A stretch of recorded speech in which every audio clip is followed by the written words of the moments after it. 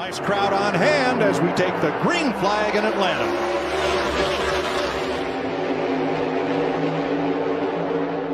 What's going on, guys? Welcome back to another episode of KozMatt's Race Recap. Let's get right into the fifth race of the season that brought us to a reconfigured Atlanta track, and it certainly did not disappoint, so let's get right into this thing. The front row to start today's race was Chase Briscoe and Ryan Blaney. With Chase Briscoe and Ryan Blaney swapping the lead back and forth early, as you will see, that is a pattern throughout today's recap, as the racing was just absolutely intense and chaotic. With Kyle Busch getting a great push from Chase Elliott early, taking the lead on lap 7.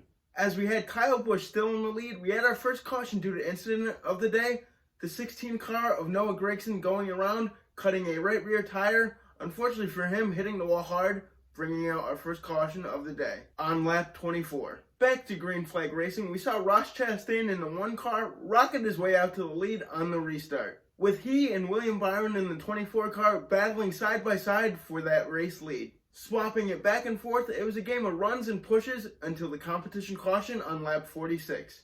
With everybody coming down pit road under the competition caution, putting on fresh tires and making some much needed adjustments. On the restart, we saw Joey Logano and Denny Hamlin lead the field back to green. However, this was short-lived as the Rocket Man, Ross Chastain, just shoved his way back out to the lead. Jumping right to 20 laps to go in stage 1, after seeing some great drafting, pushing, shoving, and side-by-side racing, Ross Chastain was still out in the lead, looking like he could have a good stage 1 victory. However, William Byron did not want to hear any of it. Hot on his bumper, giving him a bunch of pushes and shoves, it looked like they were going to wreck. Unfortunately for Ross Chastain, while he was out in the lead with 11 laps to go on the stage, he cut a right rear tire, which caused him to hit the wall, bringing out a caution as we strapped ourselves in for a wild end to stage 1.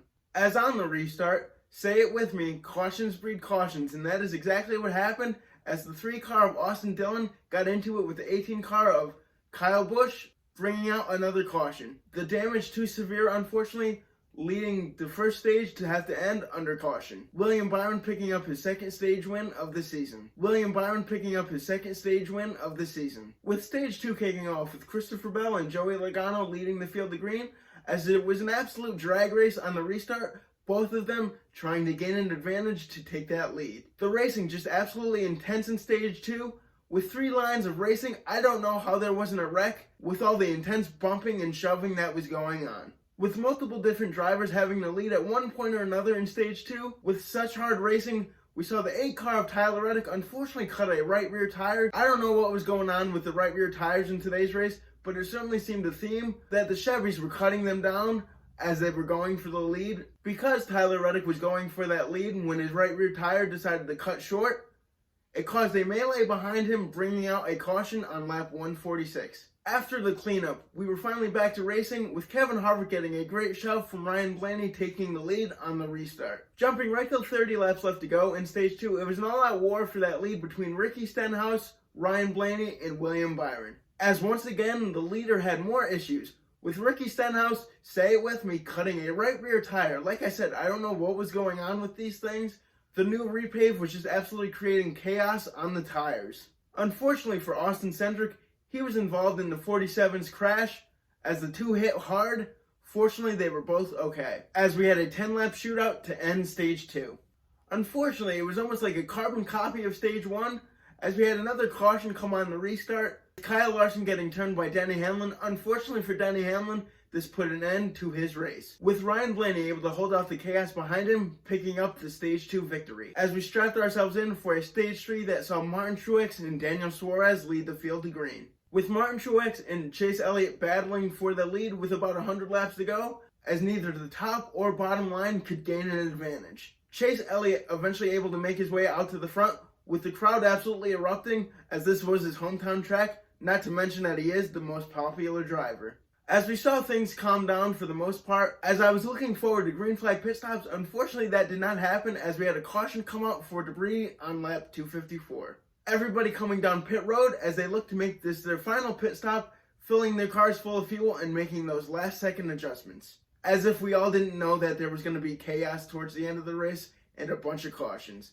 As we went back to racing with 66 laps to go, we saw William Byron take charge once again, as it looked like he had a very fast race car, very capable of winning this race, leading the majority of the closing laps as everybody was trying to stretch their fuel mileage. Of course, throwing a wrench in everybody's plans, we saw a caution come out because the 38 car and the 51 car of Cody Ware hit the wall hard, bringing out a caution. Of course, the 10 car got spun on the restart as we lined up for one more final restart to try and get this thing settled. With William Byron trying to hold off the hard-charging Bubba Wallace with 10 laps to go, the gloves were off, with Bubba Wallace trying to make an intense move to the outside, which caused chaos behind him.